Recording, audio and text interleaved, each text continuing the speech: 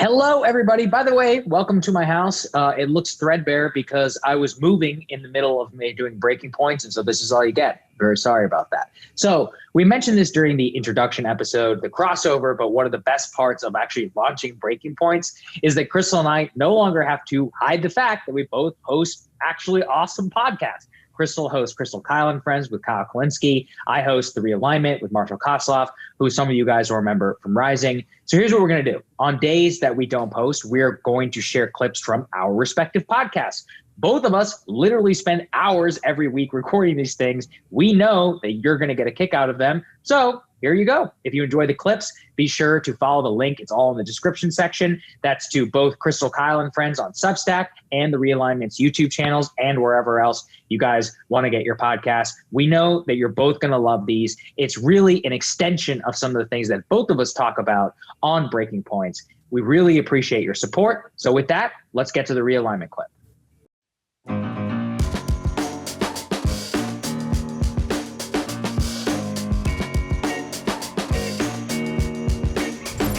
There's a number of radical things that could happen in the next 4 years that we don't see coming that could rip one of these parties down.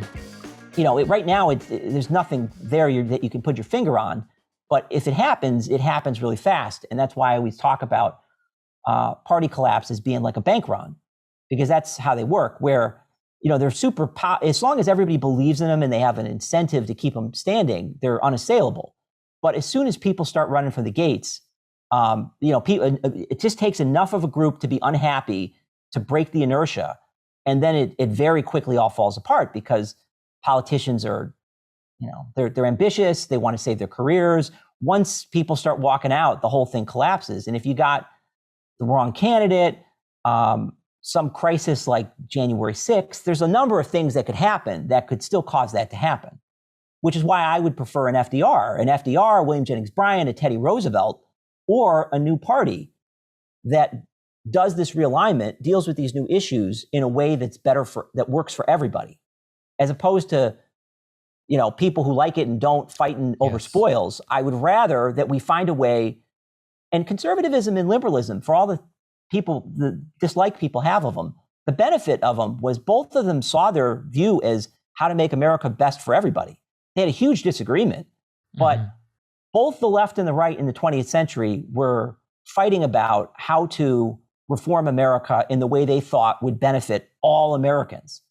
And so I really don't want a realignment that's about, looking out for me and sticking it to you. So this is where we get to the ultra pessimistic part where I hope you can give us a little bit of solace. And this is frankly what people always write in about, which is I hear everything you just said, and my conclusion is that we're in for a bad realignment. Yeah. In the sense that, if you're looking at the polarization that we're going through right now, and obviously civil war is the ultimate form of polarization. Right. So this isn't me trying to be ahistorical and do the whole, it's never been this. No, it's obviously been much worse. But my point is, I hear about a third party replacing, I'll just say it. I think the Republican Party, at its core, is just fundamentally broken as a governing institution. Yeah. The whole unable to win the popular vote for 7 of 8 elections, I think that's a key example of that fact. That isn't a dunk on conservatism or any of the actual belief, but I think that actual party has reached the ends of its actual usefulness. But that being said, the reason why that party doesn't collapse and the reason why you aren't going to see a third party is the polarized social issues.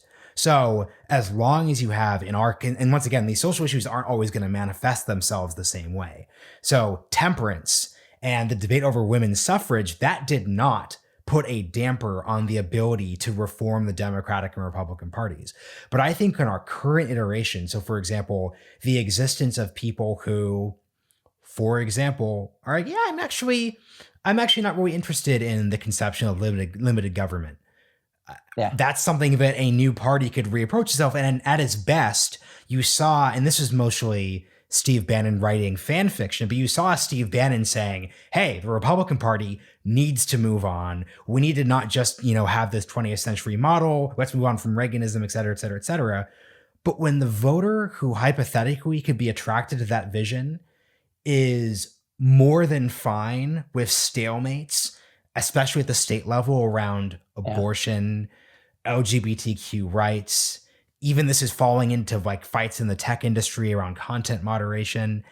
I don't see a way of being able to come in with a third party to address those issues in this current social polarization. All right. So please give us something. I've given this a lot of thought too, and I was actually thinking about. I've been meaning to try to write an article or something about how to make this third party, because so all the things you said are absolutely true, and then the biggest problem though, you can look at the people who have been playing with doing this type of third party, that whether the Evan McMullen group and a little bit Bill Krystal and these guys that have been looking at this. The problem is everyone is doing it wrong. That I feel like if you gave me a couple of $100 million and the right connections, I could get a new party going in 2 years. And this is why. I really do. I feel You're like I know how to do it. You're making a bold statement, Frank. You better deliver on That's a big thing. Hey, maybe someone will Michael take me up on Bloomberg, it. if you're listening. Yeah, exactly. Well, okay, so how would you do it? All right. The first problem is you can't just create a new party that's a recreation of the 20th century GOP, which is the first big mistake everybody who's looking at this makes. And the reason they're doing this is now, if you listen to what their constituents are, the types of politicians and the political activists who would be part of it, they all built their lives in the 20th century GOP. And so they don't like Trumpism. And what they want to do is go back to the system that's dying, which is a failure. Like if your goal of a third party is to recreate the 20th century political parties, you will fail, right? It just financially, you're not going to get 50% of the vote. There's enough people who've moved on already. How are you going to build a national majority by recreating a Reagan era political party? It's a fool's errand, okay? So that's the first problem. And then you also need to build bottom up. And this is the Michael Bloomberg problem, or the Ross Perot or whatever. Political parties are like, you can have a presidential campaign that captures a party and pulls a Brian. But if you're going to build an actual outsider party, you don't run one rich guy for president. You got to build from. So what I would do, and you need the groundwork too. You need probably like a magazine, like a National Review or the New Republic, both of those. So the New Republic, back when it was founded, was the progressive movement's sort of ideological journal that did a lot of the work about turning an impulse into an ideology. And then in our party system, the National Review played the similar role, where they took everybody who hated FDR and they hated each other just as much, and they didn't know what they believed in. They just knew what they didn't like. Yep. And Frank Meyer and those guys turned it into an ideology. So you would need to do that. You'd need a group of sort of writers and think tanks. You don't need media people. You don't need political strategists. You need writers and thinkers and policy people to build the guts. And then what you would do is then you would run in the midterms. You would try to win about 20 congressional seats, I would think, just enough so you mattered, right? So you would come into the next Congress with 20, 25 new members of a bloc that was neither Republican and Democrat, and now you're real, maybe one or two senators. And if you did that, you're the People's Party, right? I mean, this is how, or the Free Soil Party, Yes. Any of these successful third parties, that's how you have to do it. And everybody who's looking at it is trying to either go top down, or they're trying to start at the presidency. It's just the wrong way to go about it. And that's why if it doesn't happen, I feel like it's a failure of leadership, not potential. I think the potential to do it's there. What's the platform for that party today? If I gave you 300 million. All right. So there's a couple of ways you could do it, but probably you would want to solidify you'd want to around Enlightenment liberalism, right? Mm-hmm. All the people who are fundamentally Enlightenment liberals. So, you're talking center right, center left, though not completely, because some of the AOC people, when you move on the left, it gets complicated because the group people call woke is actually like 8 different groups of people with different ideologies. So, you're not dealing with the same group of people. And then you've got a lot of the sort of Trumpy Republicans too are also just, they're like former Whigs who became know-nothings because that's where the energy is. So you would build around, and then you would build around, my idea has always been the American dream. So my take has been, if you listen to the right and the left and what they're unhappy about, they all have different complaints that are the same complaint, just coming from different directions, which is the game is rigged. Ordinary people like me no longer have a chance.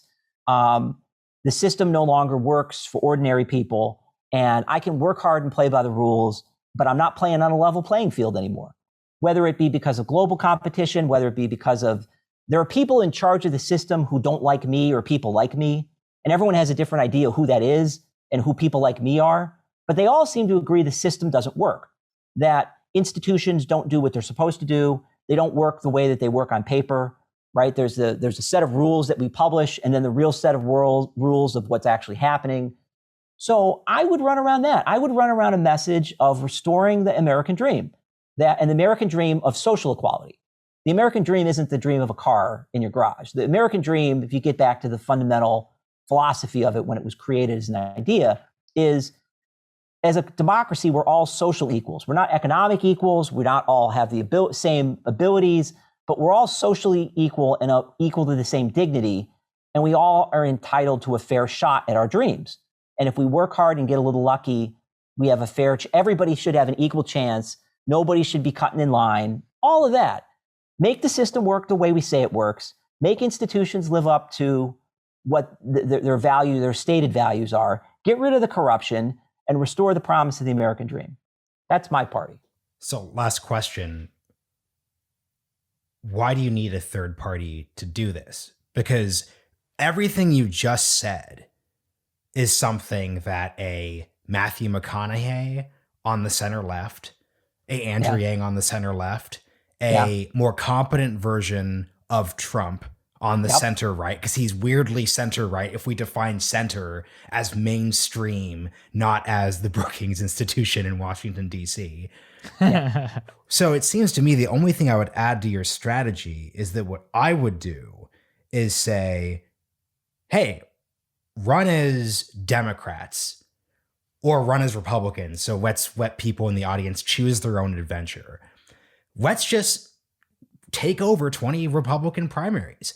Let's, and the thing that makes this so fascinating, and Frank, we're going to have you on again for a third parter at some point because we just there's too many things to unpack in this massive space. But the thing is, what makes everything we're describing doable is that the parties are just so institutionally weak that there's nothing they could basically do, especially at a small local congressional level, to stop you, or at a state party level. Andrew Yang might not win in New York City, but the fact that he almost has a very, very, very, very good chance of doing so over career New York politicians, that is a story in the 20th century in the night that could not have happened. And that is because the term Democrat is just it's like a record label. It says, hey, I'm center left to progressive, and I'm not a scary Republican. I'm pro LGBTQ. Yeah. But that being said, that's all anyone actually cares about. No one cares that I, Andrew Yang, attended the precinct committee chairs meeting and I was president of the call. No one cares. So it seems to me that in a situation where the parties themselves have no actual power and in of themselves are so hated, you can just take them over. And this is what Trump did. And this is what I hope the lesson from Trump is, which is forget the debates about populism, forget the specific policy debates. If he had run as a third-party candidate, he would have failed. Instead, he was like, look, most of my views align pretty close to the right, to the right. I'm just going to run under that thing and tell people what you just said, which is that the people who I'm running against are corrupt, they're rigged, they're weirdly in a Trumpian way the 20th century, and that's why I think you should do it. Yeah. I mean, basically what you're saying is do it the FDR way and the William Jennings Bryan way instead of the outsider way. Which I would agree. I mean, if that was possible, it's the better way to do it.